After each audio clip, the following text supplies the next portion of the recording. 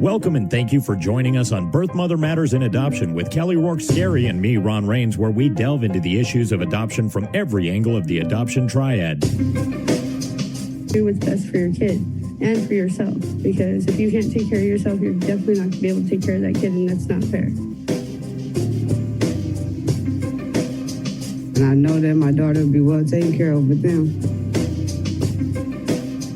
Don't have an abortion. Give this child a chance. All I could think about was needing to save my son. My name is Kelly Rourke-Scary. I'm the Executive Director, President, and co-founder of Building Arizona Families Adoption Agency, the Donna K. Evans Foundation, and creator of the You Before Me campaign. I have a bachelor's degree in family studies and human development and a master's degree in education with an emphasis in school counseling. I was adopted at the age of 3 days, born to a teen birth mother, raised in a closed adoption, and reunited with my birth mother in 2007. I have worked in the adoption field for over 15 years. And I'm Ron Rains. I've worked in radio since 1999. I was the co-host of 2 successful morning shows in Prescott, Arizona. Now I work for my wife, who's an adoption attorney, and I'm able to combine these 2 great passions and share them on this podcast. So diving into understanding the adopted child. Okay. Let's understand you. Let's understand from a professional and a personal, which I always think gives a unbiased perspective. Because if you can have both sides to the story, they always say the truth lies somewhere in between. Right. There's 3 sides to every story, yours, mine, and the truth, right? Mm-hmm. In looking at the adopted child, we can also offer suggestions for families who have adopted, especially if you're blending a family. When we look at the term blended families, a lot of times we think mixing his kids with her kids. The Brady Bunch. Right. Okay. Whereas it also means blending a family, bringing in an adopted child when there's already biological children, or bringing in adopted children with other adopted children. Right. Okay. So those are also considered and classified as blended families. So in the best manner of understanding an adopted child, from their perspective, they want everybody, all the children in the household, to be treated equally. Being referred to as, this child because this child was adopted, or this, these are the bio kids, these are the adopted kids. Uh-huh. Nobody wants a division of camps. Everyone wants to be looked at as one, as a unity. As part of the whole. Correct. Uh-huh. Differences would be, Jimmy is 5, Asher's 10. This is my 10-year-old. This is my 5-year-old. Right. This is my boy and this is my Ron, girl. the ugly child. Right. That's right. Yeah. Okay. Absolutely. Got it. Right. Absolutely. So being the oldest, I was the oldest in my family. Mm-hmm. And, when you're the oldest, you're always told you have to, be... The example. You have to, yes. That unfortunately also means that you are the trial and error child. So which parenting tactics work and which ones don't. Yes. Okay. My oldest daughter says to me quite frequently, "Wow, Mom, you were so different with me. You weren't like that with me." Mm-hmm.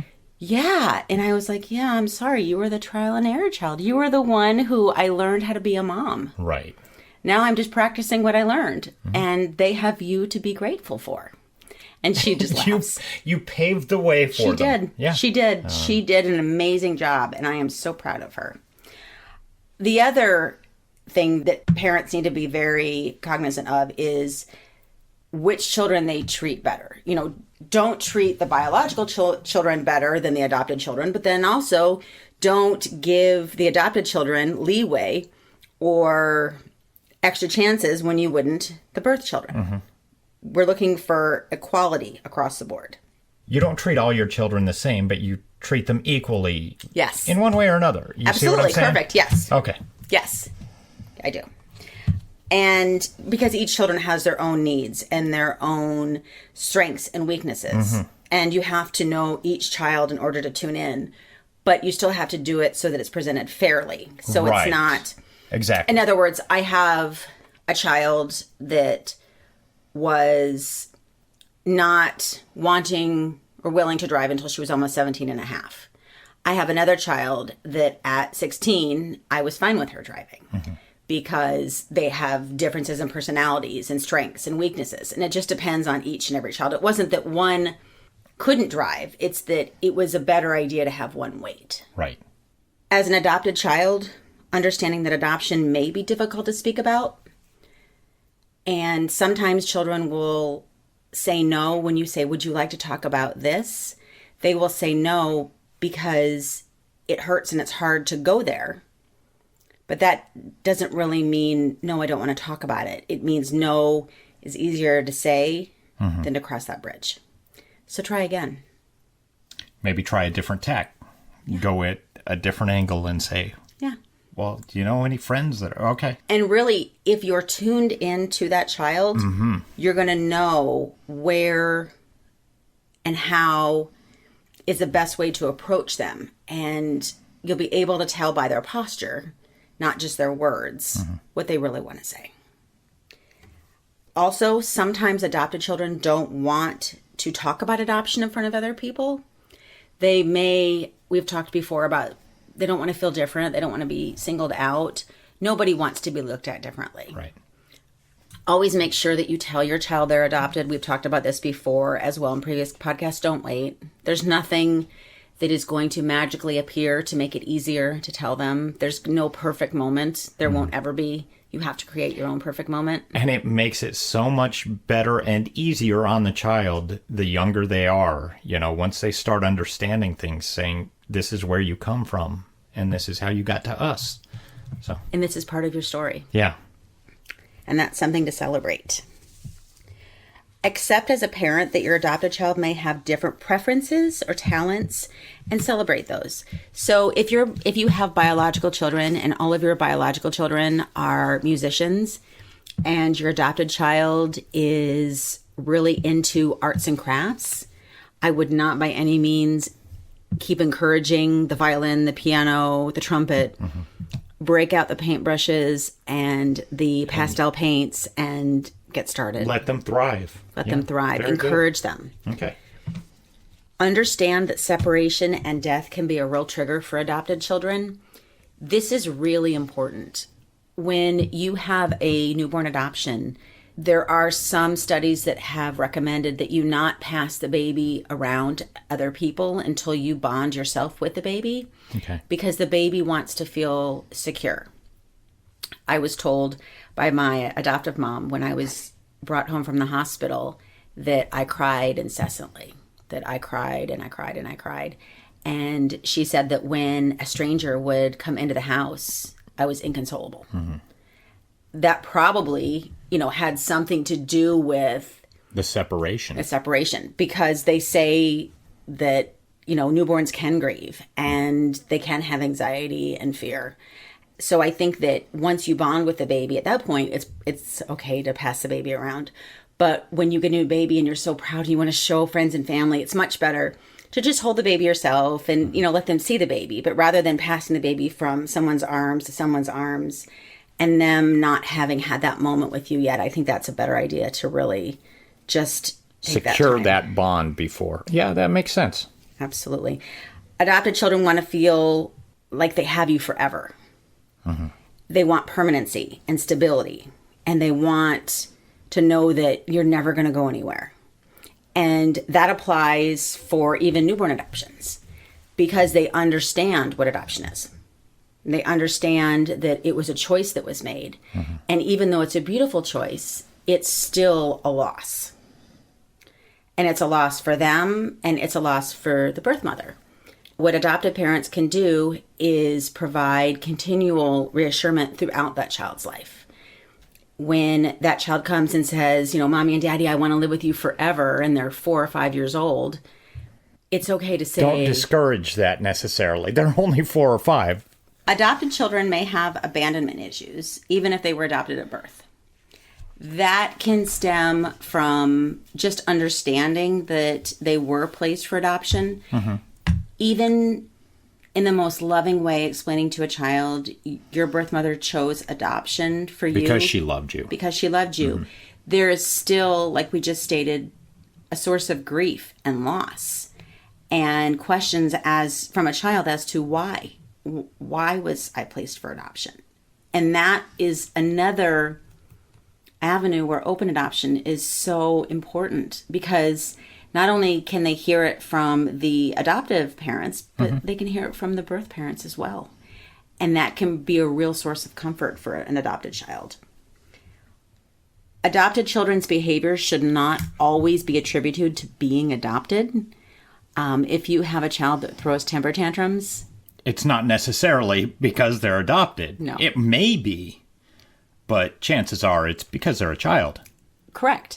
And they have a different temperament than maybe one of your other children. So if you have two biological children and an adopted child, and your adopted child throws bigger temper tantrums than your biological children, they could just have a different temperament or personality. Definitely. Out of my 4 biological children, they all have different temperaments and personalities. And the one that threw the biggest temper tantrums was not the first or the last. Right. So it was just... The luck of the draw? Absolutely. Okay. Or the unluck of the draw. I guess. Know your adopted child's triggers. By understanding and tuning into their triggers, you can help them develop coping skills to address when those triggers are pulled. And you can also help them learn how to avoid the triggers. So let's say any presence of death or abandonment is a real source of trigger, then I wouldn't recommend you sitting down as a family and watching Lassie. Okay. And those Or kind Old of things. Yeller or whatever. Correct. And so maybe, again, tuning into those things when they wouldn't have been something that you would have just automatically thought of will really help your child, again, mature and develop coping skills. Because And this is good for not just adopted children, but biological. You want to know what your children, what affects them and how. Correct. So, yeah.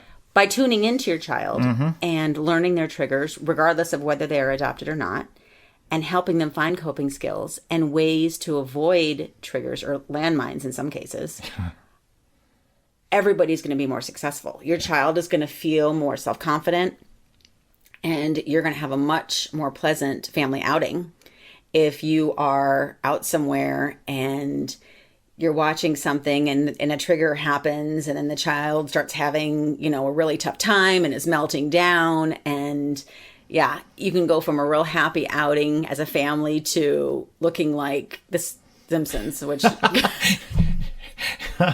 Everybody electric shocking each other. Right. Yeah, I gotcha.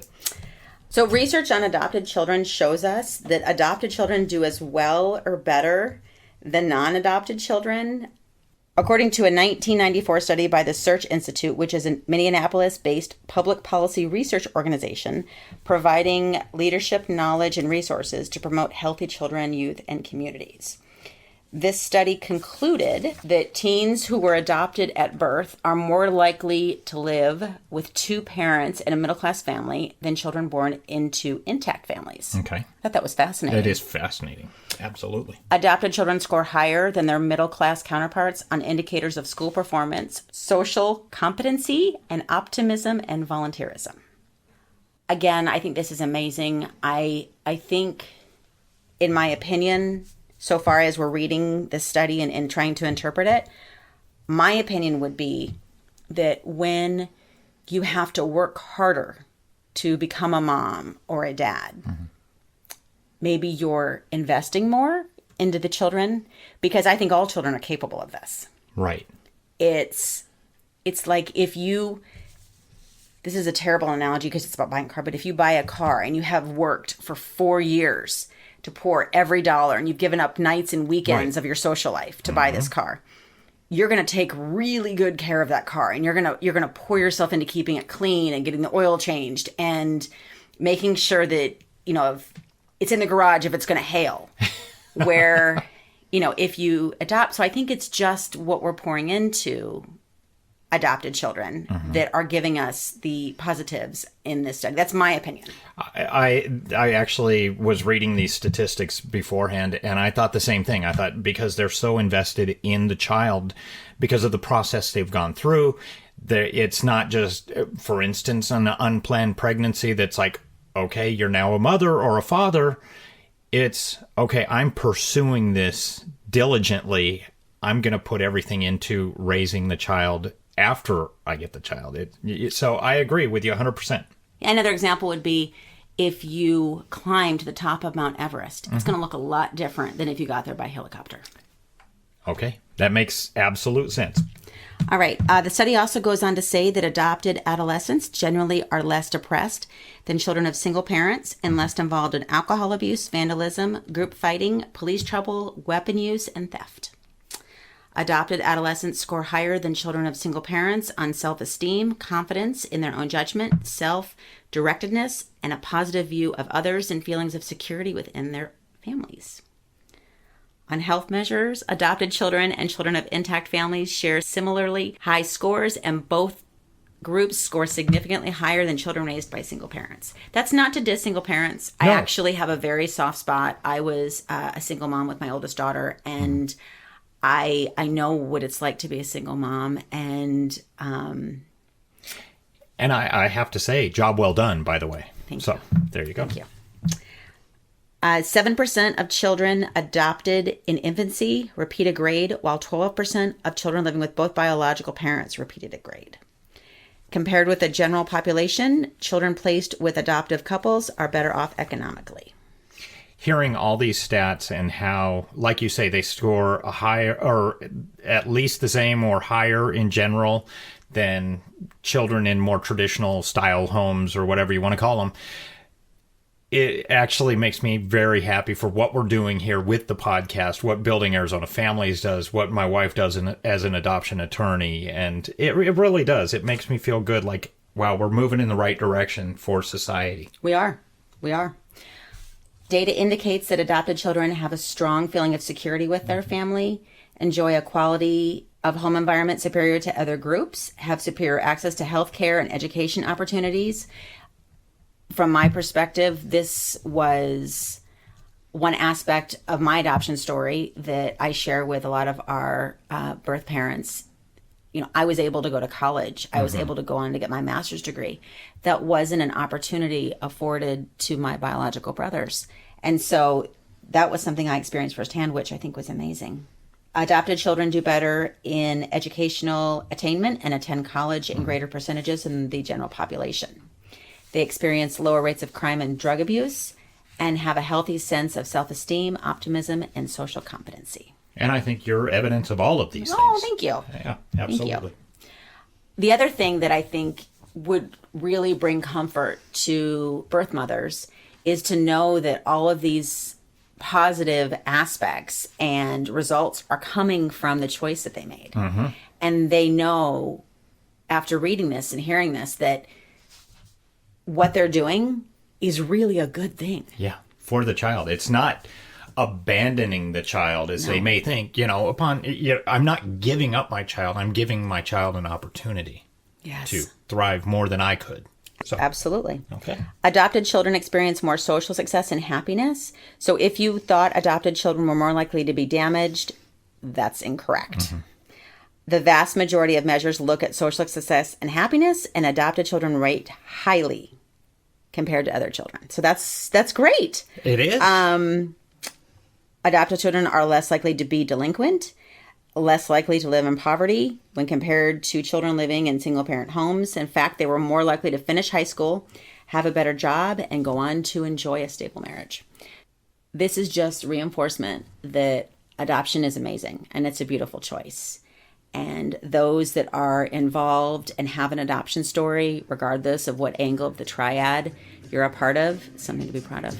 We have a pregnancy crisis hotline available 24/7 by phone or text at 623-695-4112, or you can call our toll-free number 1-800-340-9665. We can make an immediate appointment with you to get you to a safe place, provide food and clothing, and started on creating an Arizona adoption plan, or give you more information. You can check out our blogs on our website at azpregnancyhelp.com. Thank you for joining us on Birth Mother Matters in Adoption, written and produced by Kelly Rourke Scary and edited by me, Ron Rains.